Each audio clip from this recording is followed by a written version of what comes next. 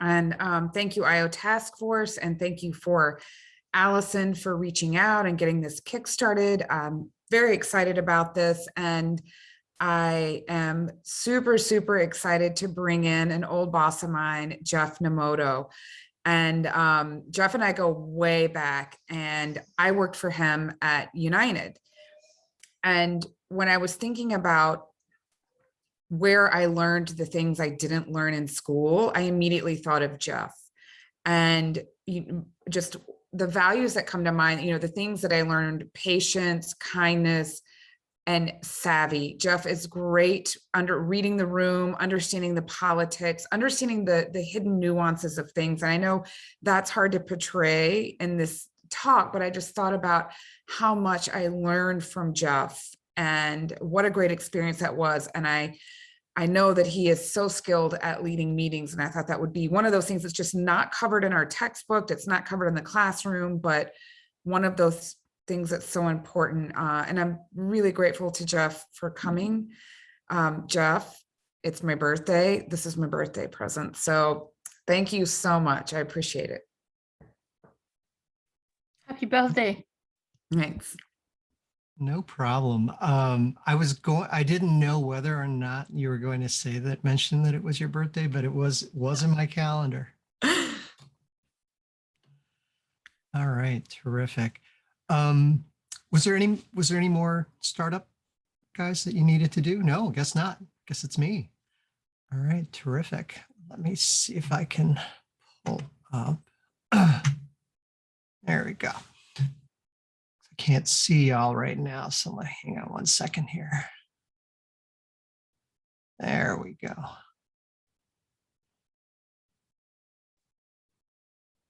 Give me a moment here. Also, just want to make sure I've been having issues with my microphone volume, so I may be toying around with that. But y'all can hear me okay for right now? Yeah. All right. Yes. Cool. Thank you. All right. So just a couple of quick things. As you can see by my multiple titles, I work for Ascension Health. I'm a program manager there in organization development.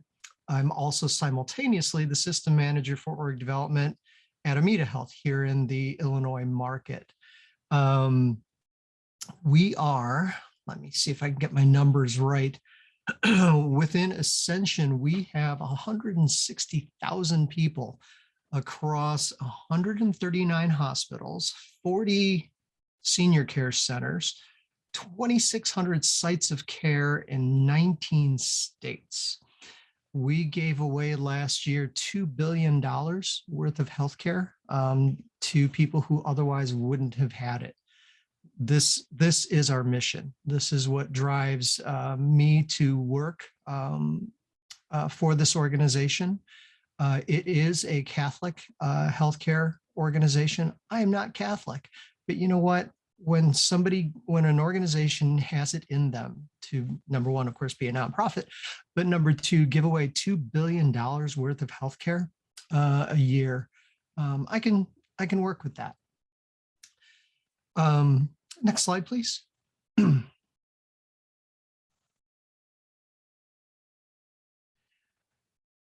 before we get started, I do want to have a slight reflection to go through. We do this actually as par for the course in our meetings within Ascension and at AMITA. Typically, well, not typically, sometimes, oh heck, most of the time, we actually use quotes that are spiritual, biblical verses, which if you're in a corporate setting right now, you're going, really? They actually have biblical verses that they start meetings with? Yeah, they do. And it can be a little bit strange at first, but then you kind of get into it. And I really find that a reflection prior to starting a meeting, whether it's within Ascension or outside of Ascension, like this kind of meeting, always helps to center people. So if you just take a moment, you can read along or you can just listen. This comes from Ralph Marston. You may not have much time to get it done, yet you do have some time. Use the time you have. You may not get it perfect, yet you can get it done. Do what you can, the best that you can with the time and resources available. You may not be able to think of the cleverest way to say what you want to say, yet you do have the opportunity to say something. Say what you mean to say in whatever way you can think to say it. Let the desire for excellence drive you to do your best work, but don't let it become an excuse for you to avoid that work. The highest commitment to excellence is meaningless if you don't do anything to express that excellence. Do the work. Bring that excellence into being at whatever level you can. Every stretch of time, every situation, every challenge, every desire is an opportunity to make a difference. Though it may not be perfect, use what you have to do what you can. And the reason I brought that reflection up in particular is because there is no magic bullet when you're facilitating a meeting, when you're presenting to an audience, whether you're familiar with them or not familiar with them, whether you're familiar with the topic at hand or not. It is practice. And you have to give yourself some grace to learn the topics, to learn the techniques, and to learn from the results of your previous meetings, because that will lead you to the next step. It's not as if there's a point in time where things will be perfect. I was told by an instructor once that basically, Jeff, you're just going to suck a little less every time you go into one of these meetings. And I kind of took that to heart, and I'm like, yeah, and you're right. There is no perfect. You're just going to work harder and harder and try and tweak things every time. Let's go to the next slide, please. All right, so told you a little bit about Ascension Health. I actually started with a smaller healthcare group here in Chicago called Presence Health. And this will give you an idea of how things get concatenated within healthcare. Presence Health was the amalgam of Provena Health and Resurrection Health. We were then within 3 years, merged with AMITA Health, which is an amalgam of Alexian Brothers and Adventist Health. And then all of us were pulled together into Ascension Health, again, with 160,000 people across 139 different hospitals in 19 different states. Prior to that, I worked as an independent consultant between 2007 and 2015.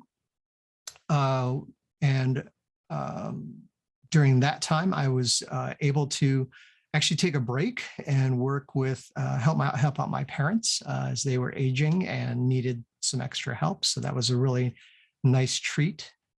Prior to that, I was a senior consultant with a consulting company here in Chicago. Now it's called Vantage Consulting. They were called MICA Consulting at the time. And prior to that, I spent 10 years with the United Airlines in HR, onboard service, scheduling, and marketing. And that's where I worked with Dr. Thompson. My educational background, I have a psych degree from Ripon College, a little school in the middle of nowhere, Wisconsin. I have a master's in clinical psychology from Bradley University, a middle-sized school in the middle of nowhere, Illinois. And I have a non-degree, an ABD from IIT here in Chicago. I never finished my PhD. So let me be a living lesson to all of you who are working towards your degrees. Finish it. Take the time now while you are young and have a ton of energy. Finish that degree. Do I regret it? I can't at this point. You can't look backwards. But if you're moving towards it, if you've got the drive, if you've gotten this far, please do continue with that. I also have some experience with the Second City here in Chicago. I went through their improv program and I spent a year with them going through their different classes. And the reason I bring that up is a couple of the techniques that I learned there, I apply every time I have a presentation. And it has just helped me to no end. So that's why I bring that up. All right, next slide, please. All right, so I'm going to be jumping around a lot in terms of facilitation of meetings and presentations. It's really a combination, not just for the for this Zoom type of setting, but also for in-person. Once we get back to in-person, and you know, the stars willing, we will. So there are books, there are courses on how to facilitate a meeting, how to host a meeting. There are groups, of course, you know, you've heard of Toastmasters, you've heard of other church groups, other community college and extension courses on how to host a meeting.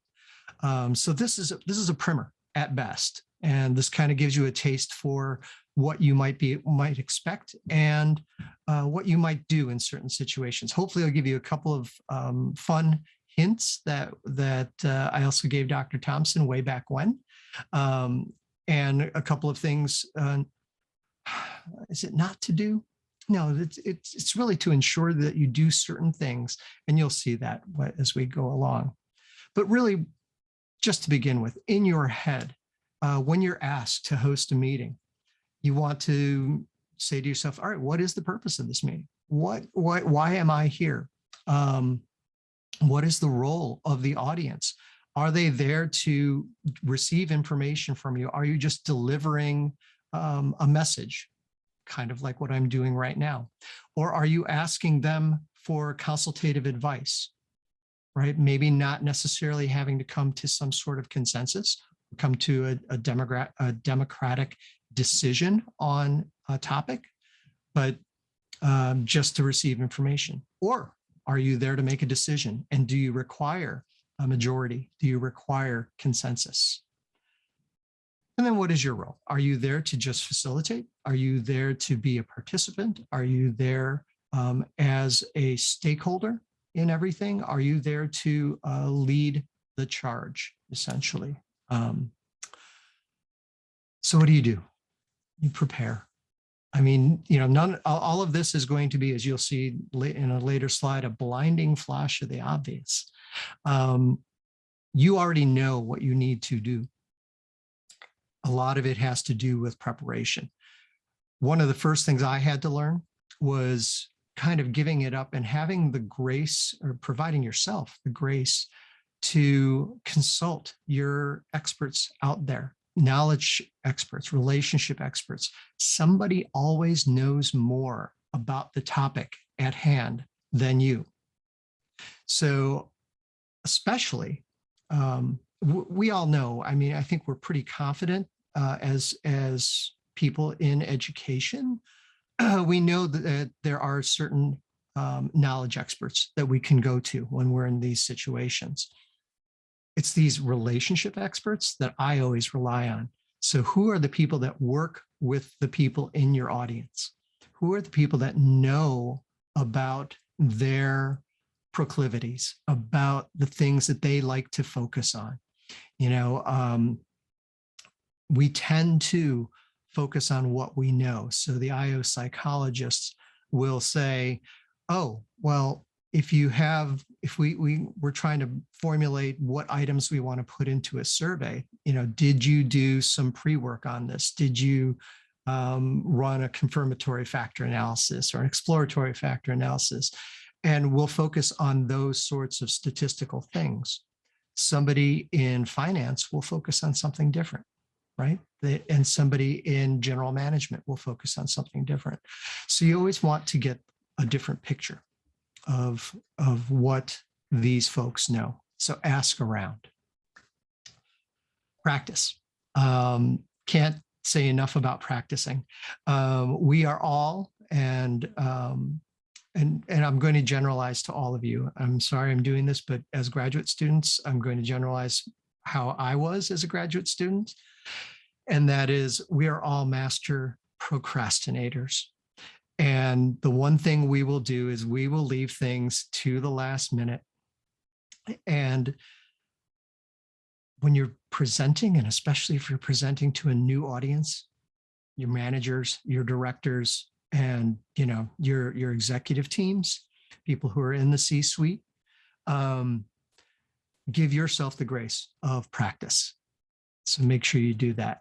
And what that also does is it frees up energy to deal with the unknown, right? It frees up energy for you to deal with what's going on in the periphery of the room or in the discussion board, because you're able to focus on that topic instead of saying to yourself, gee, what was I going to do next? What does my next slide say? Where should my focus be? Also be ready to say, I don't know. It's kind of tough to do when you are supposed to be the knowledge expert, but there will always be a smarter person in the room. Whether they're actually smarter or whether they just think they're smarter, doesn't matter.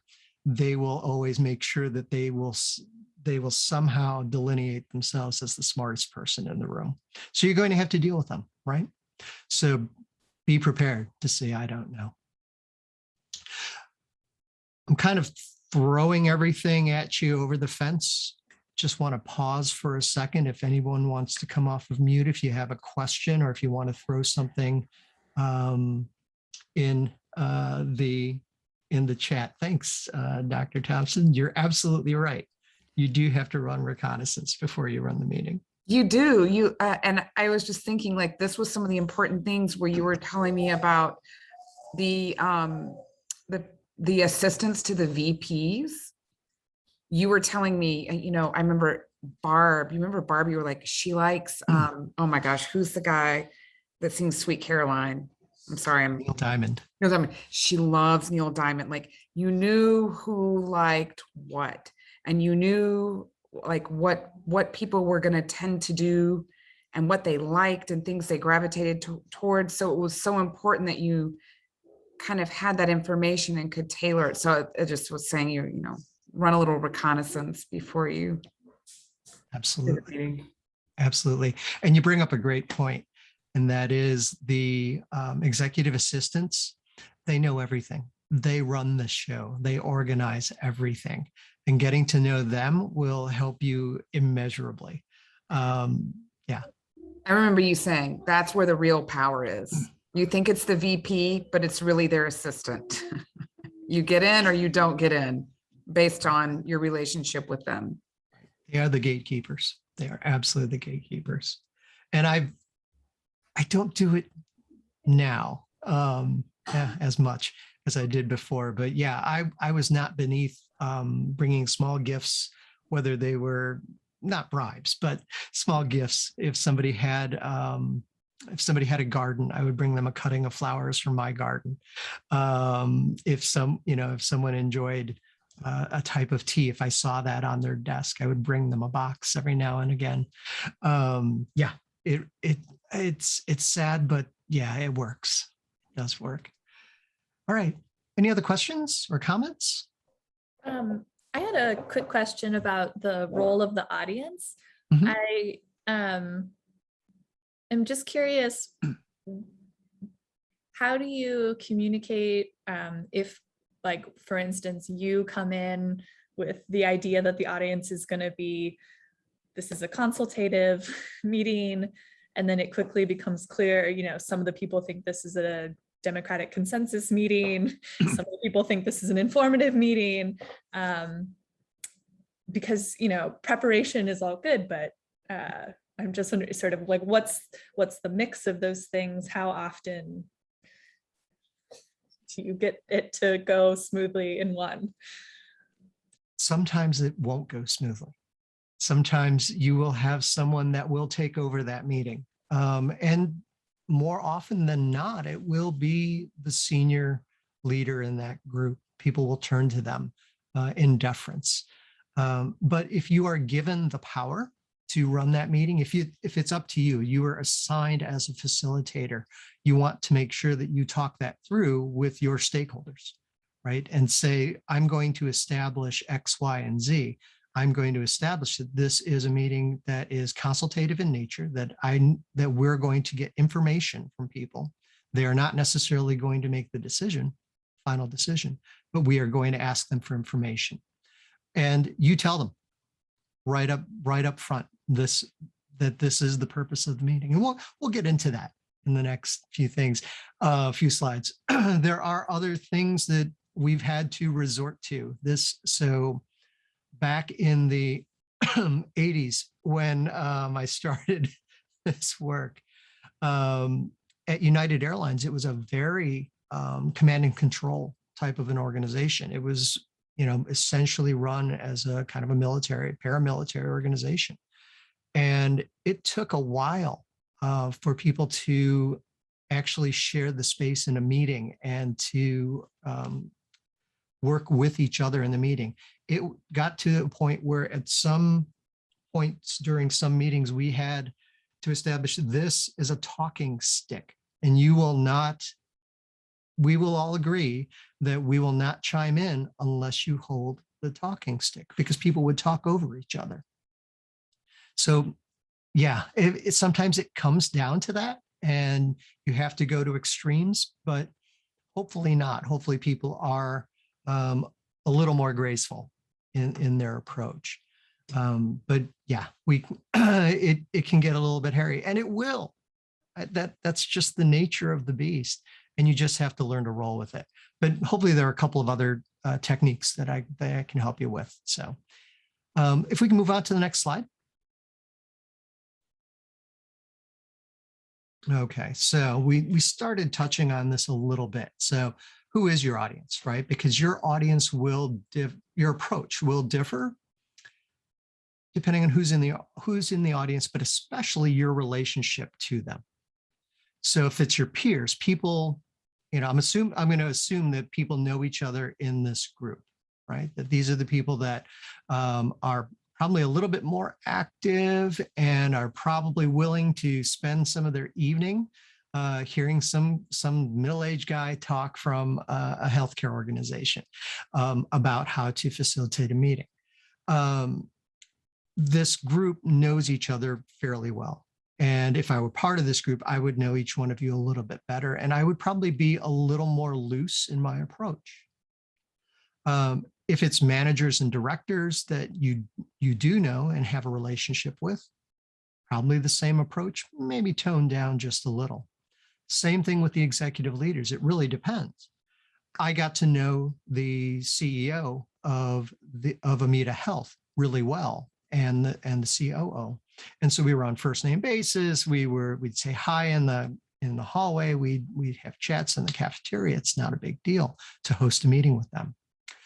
I've never met our executive team at Ascension. And I'll be honest with you guys, I am terrified every time I have to present to them because I don't know them. There's one person I did get to know really well. He's our chief ministry officer because I had to work with him. And so he is kind of my go-to. He's the person that I hang on to when I'm talking in meetings. So really it's tailoring your approach depending on how well you know your audience, but consider your idiosyncrasy credits. You probably read about that in Psych 101 at some point, or maybe your first grad course in IO. But it's really making sure that you know what is the limit that I can push, right?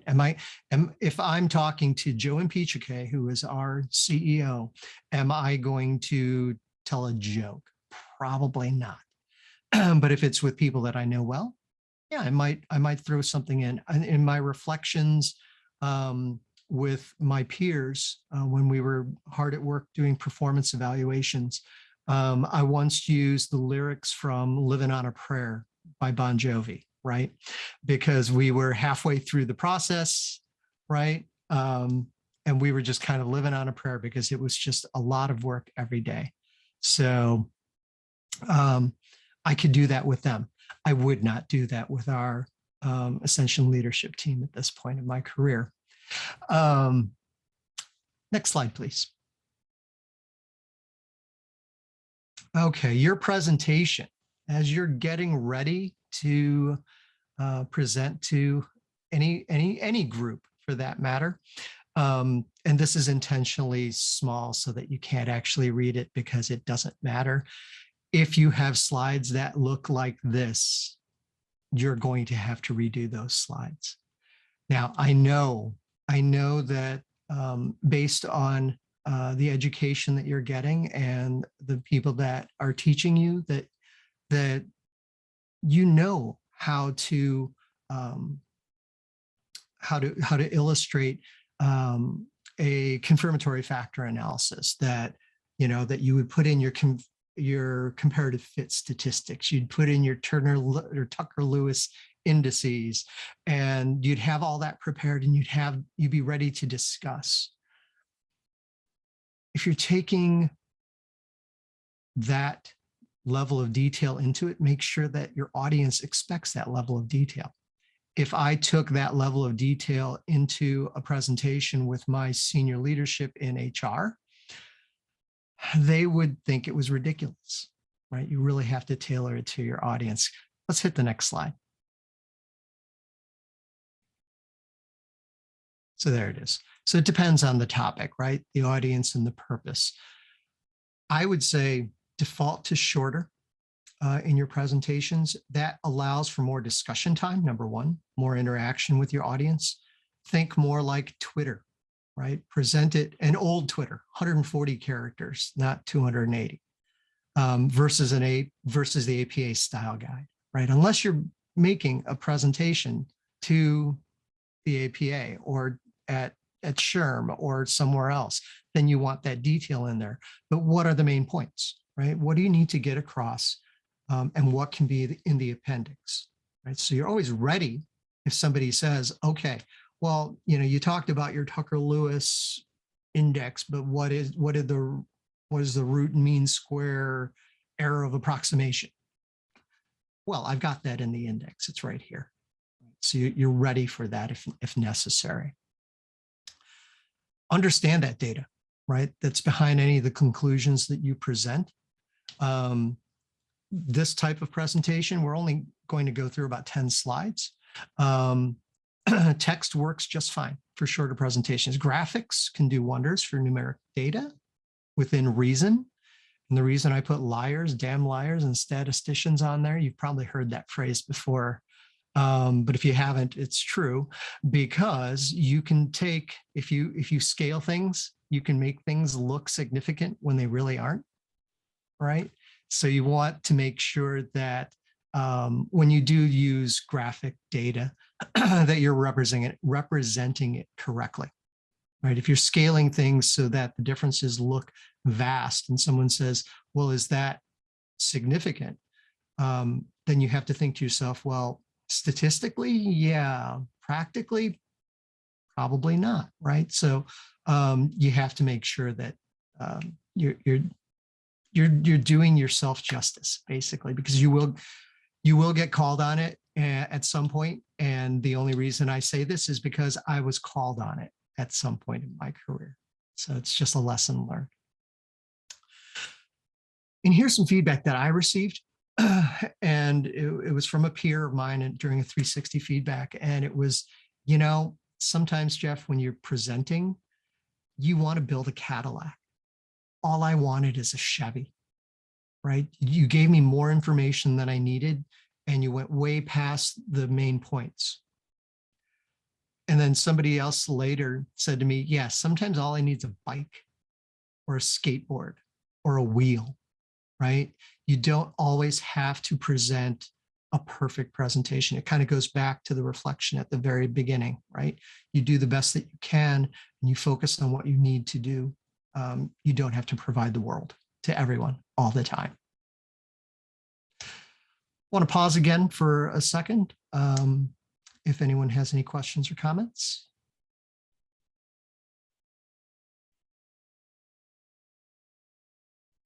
I had a question. I wanted to know, what are your thoughts about sending a meeting agenda just to cover the main topics and the discussion before the meeting?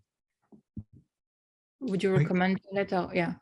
Great question. Yes, absolutely. If you have the time, set that up, send it out early. It depends also on your audience. What I find is if you know your folks really well, you can send out that agenda early. Sometimes agendas change, right? So you just have to be cautious of that and be prepared, right? If you send out an agenda early, you can come back in with pieces of paper in hand into the room, or right at the beginning of the meeting, say, hey, you know what? We set up, here was the original agenda. We're going to change items 2, 3, and 4. Right. And here's how long they're going to change. And here's why we change them. As long as you're providing explanation for any changes, people are accepting of that. Thank you. No worries. Should we move on to the next slide? Okay, this is the absolute primer, the absolute basics of facilitating a meeting. Again, there are chapters upon chapters on how to facilitate a meeting. But these are just dot points, just bullet points for you guys.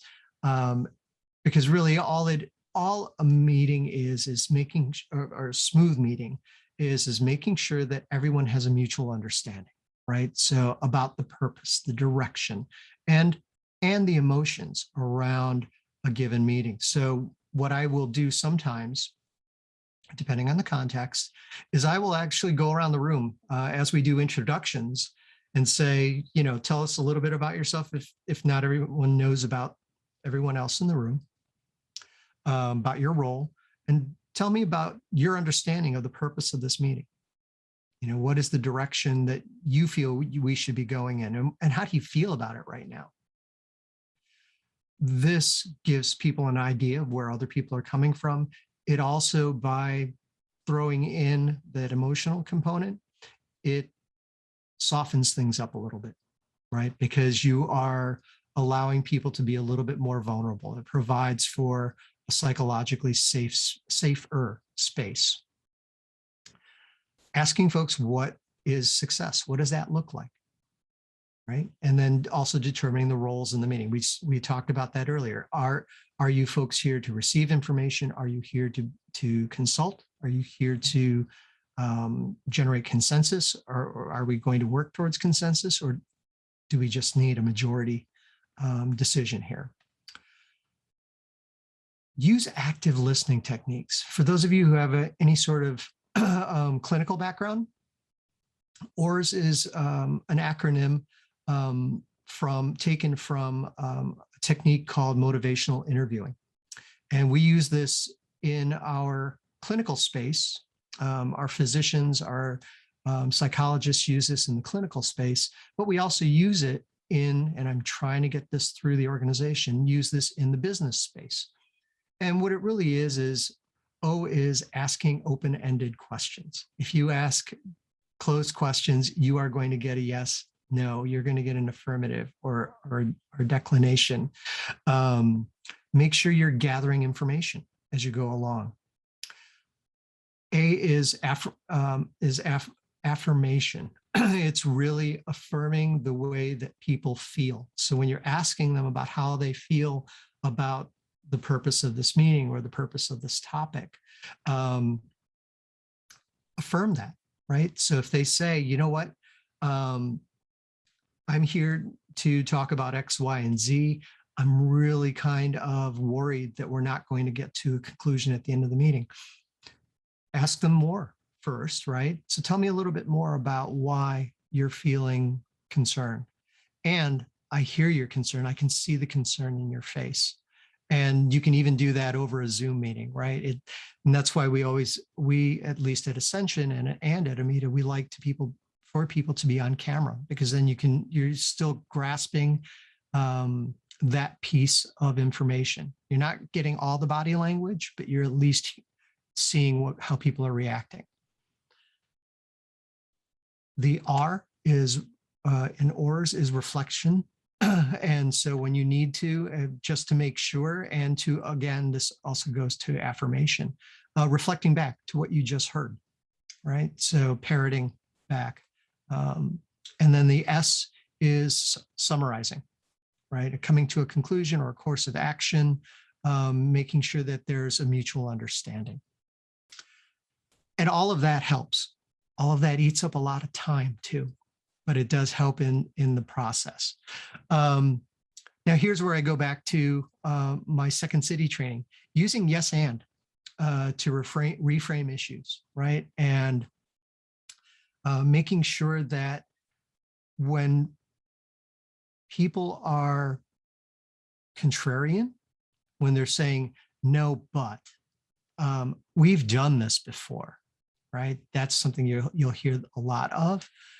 You can say to the person who's, so we've done this before, or no, but this won't work. Let me tag on to what you're saying, Jim, and say, and X, Y, and then say, have we considered X, Y, and Z, something else? Have we considered doing something different? So you're not butting heads with people. You're actually affirming what they said, because the minute you say, yeah, that's wrong, we may have done it before, but this is different, you've automatically cut them off, right? You've automatically negated what they said, and you've negated them as a person. So you using yes and, or saying, just to tag on to that thought, you're avoiding that issue. Actively directing people, that's kind of that talking stick, Allison, that we talked about earlier. Sometimes you have to tell people, all right, we had some ground rules about, this being consultative.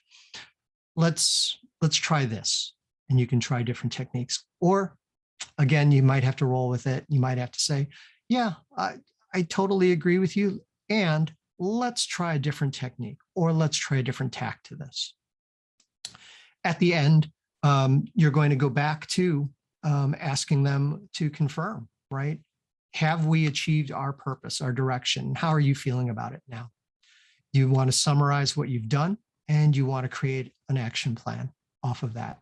So again, this is feeding you through a fire hose and not giving you the vast amount of specifics that you can have when you're facilitating a meeting.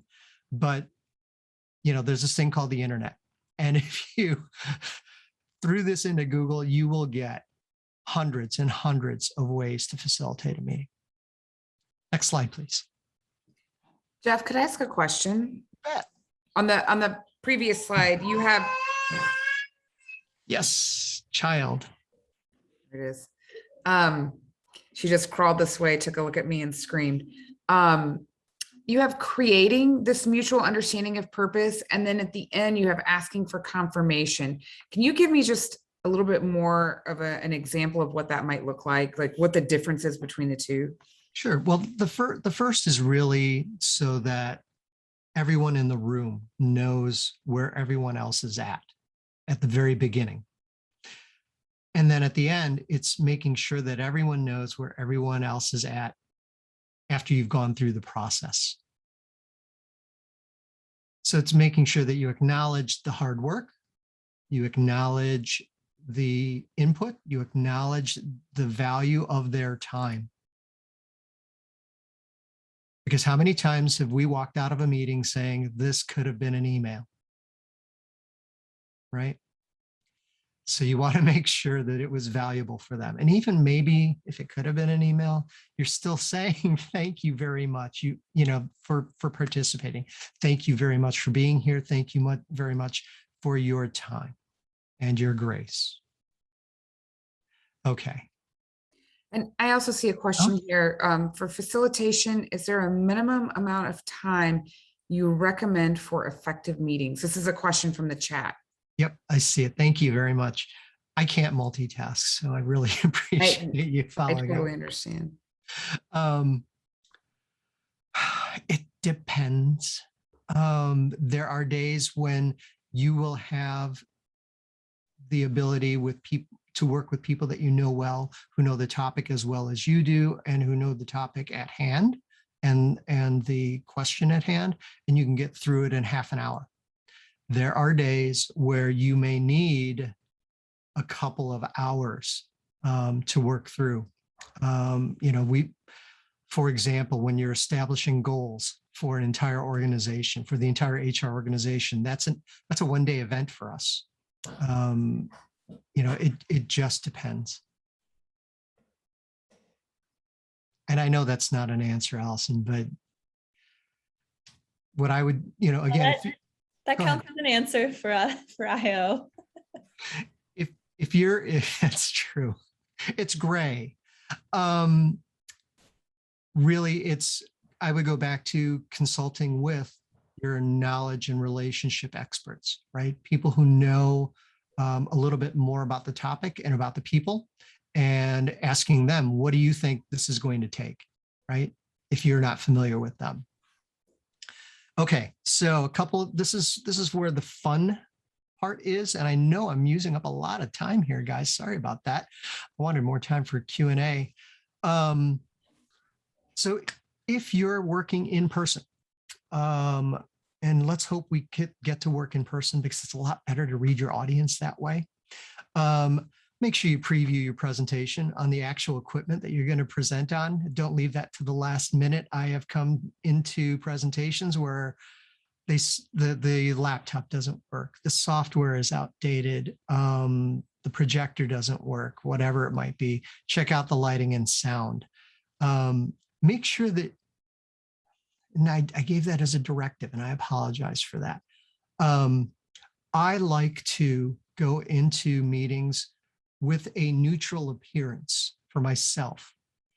It's not the day for me to try on my new Florsheim shoes that I'm very proud of buying, but they're going to be too tight and literally distract me from my presentation.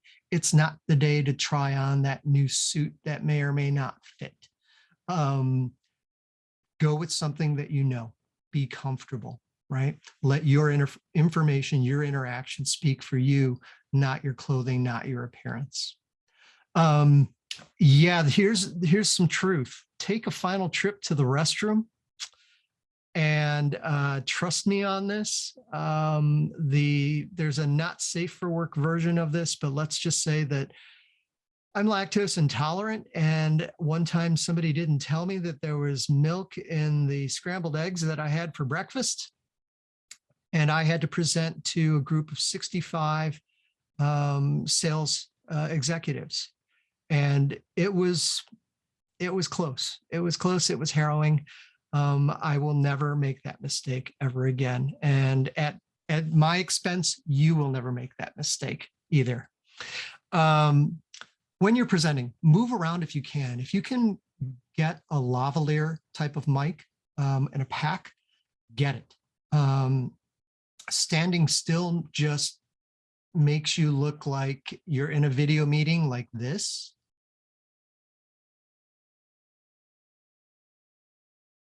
Isn't that awkward?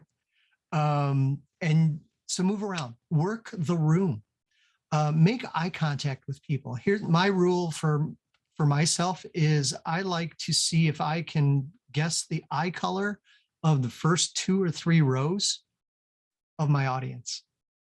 And if I make that kind of eye contact, I'm making a connection with another human being, which humanizes me. And it humanizes them to me as well. But any more than that is a little creepy. So you don't want to stare, right? You want to make sure that you're just making that connection with folks. When you're on a stage, you can tell that, although I look Japanese, I might be part Italian, stereotypically, because I do make grand gestures. If you're on a stage, sometimes that can really help, right? Even if you're doing, going back to my improv training, even if you're using objects, right? You're talking to, you want to tell people to make that phone call to talk to their associates or to make sure that they're in contact with their staff. Use prop work, use grand gestures. If you need to create a little drama, I don't mean, jumping up and down or making horrible tweets, but something very simple. When I first got contact lenses, I lost my ability to take off my glasses thoughtfully, which I did for 2 reasons. One, it kind of makes me look professorial. Sorry, Dr. Thompson. And 2, it also, when I took off my glasses, I have a -10 correction at the time. I couldn't see the audience and they wouldn't intimidate me. I could just talk to people and it was just kind of a fuzzy screen out there. That drama can pay off. If you're making it, it's an inflection point, right? When you're in a group, you can also utilize silence when you're presenting in front of them. It doesn't work as well. It becomes really awkward in a Zoom call, but leverage that silence.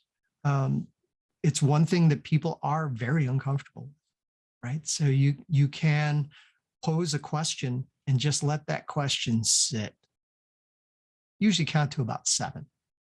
And then you can continue with your conversation. Bringing the story around, right, always helps as well.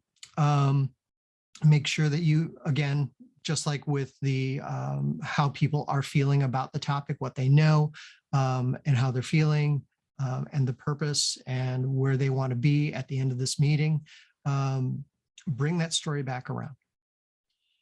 And then have fun, right? Let other people tell their stories, support them, use that ORS technique, right? Use a grounding reflection. Hey, if you have to use Living on a Prayer, and yes, because I do like karaoke, by the way, that's actually my karaoke setup right there. Do it, right? If you know that audience well enough to do it.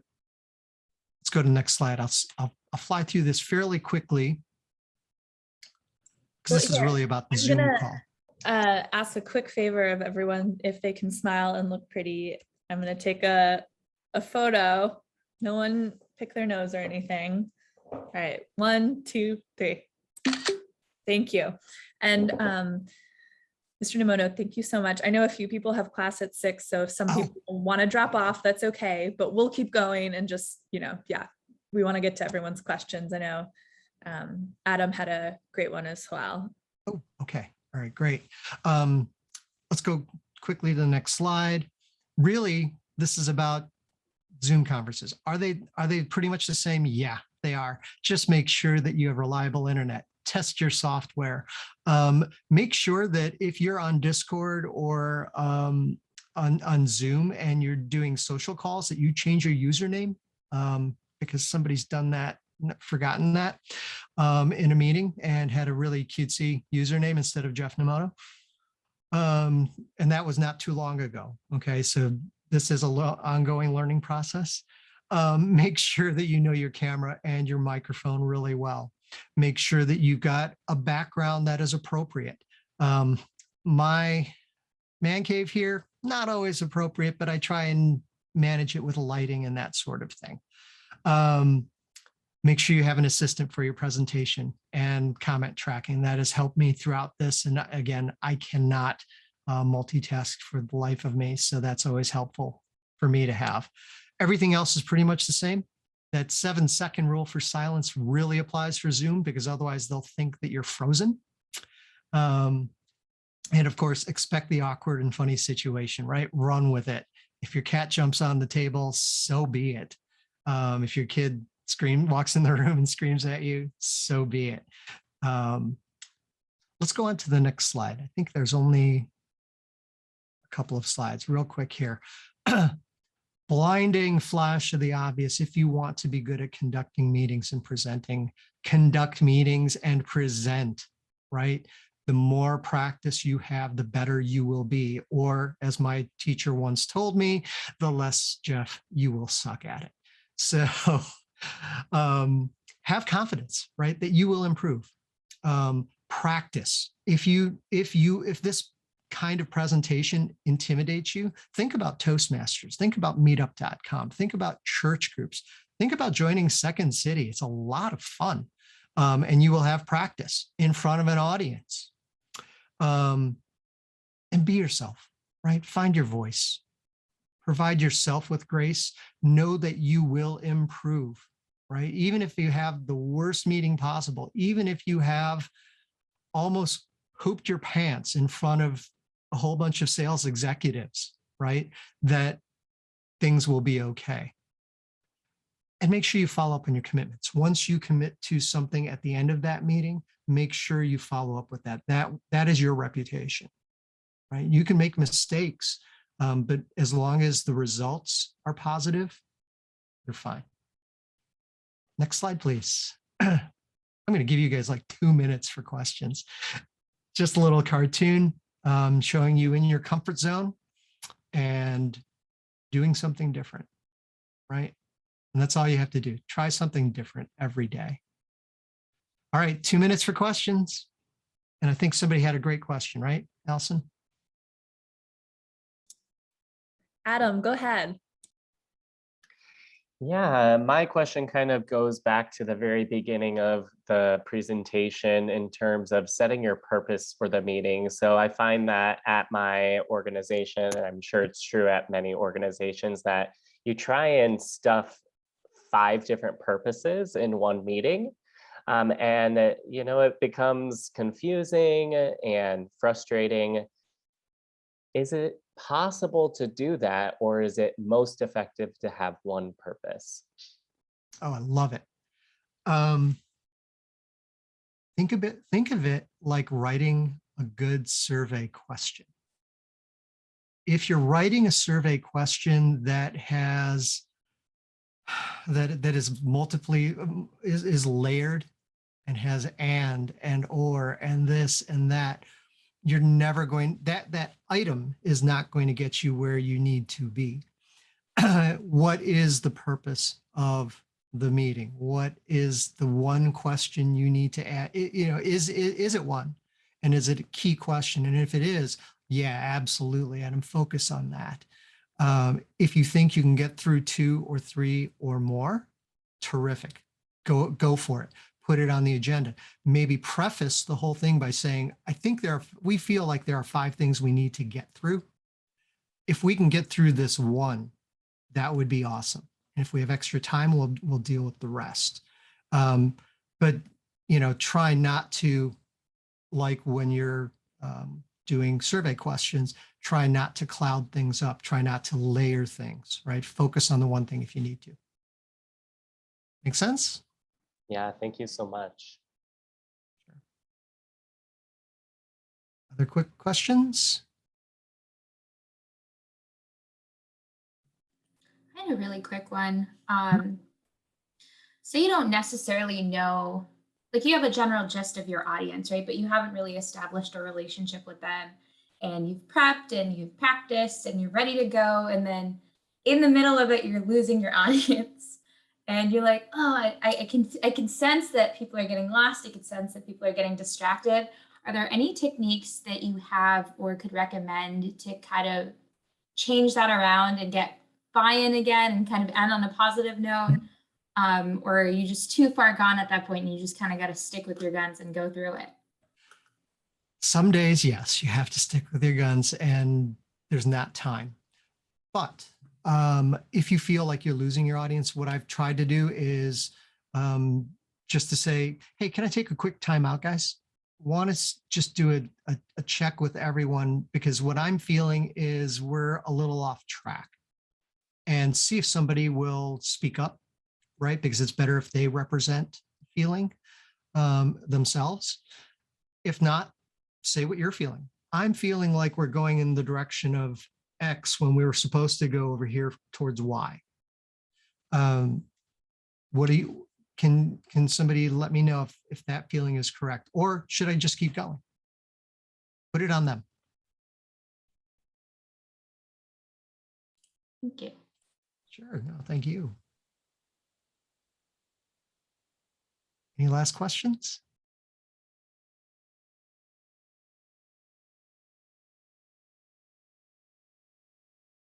Was that awkward silence? I don't know if that was more than 7 seconds or not. It was shorter than 7. Oh wow. 5. Yeah, I count. In which case, thank you guys for the opportunity to chat with you. I really had a lot of fun meeting with you all. You guys have in Dr. Thompson and in your other professors some great instructors. I'm so proud of Jen. She's done so great in her career and is just an amazing professor. You guys are being taught by the best. Take advantage of it, right? Ask them the same questions you ask me, you can ask them. They've been through it, right? In one way or another, whether it's in an academic or a corporate environment. There are stupid questions, but not many of them. Okay. And so ask them, right? Open yourself up to it. Give yourself the grace to ask questions that you may feel are quote unquote dumb, right? Because they're not. If you don't know what's going on, you don't know what's going on, and you have to ask. And people will return that gracefulness as well. On a career development chair position, my question to you is, can we reach out to you? And what is the best way to reach out to you? If so, are you on LinkedIn? All that. So I've avoided LinkedIn because I've never agreed with their business model. I'm dropping off of pretty much all of social media. However, that being said, I think I didn't post it on the presentation, but I can be reached directly at Jeffrey, Jeffrey, .Nomoto, Nomoto, at AMITA Health, just spell it out, AMITAHEALTH.org. And I'm happy to answer questions. If you have something additional that you want to talk to offline, happy to do that. If you want to talk about, good Lord, all the different places that I've worked at or potential career paths, happy to talk about that as well. Now's the time to ask. Perfect. Thank you so much again, Mr. Nomoto. It was wonderful having you here and being our first speaker of our speaker series, which is an initiative that the IO Task Force does. Thank you guys for sticking around. I know some of you have class, so I really appreciate your time as well. And again, Allison and Dr. Thompson, thank you so much for bringing us Jeff.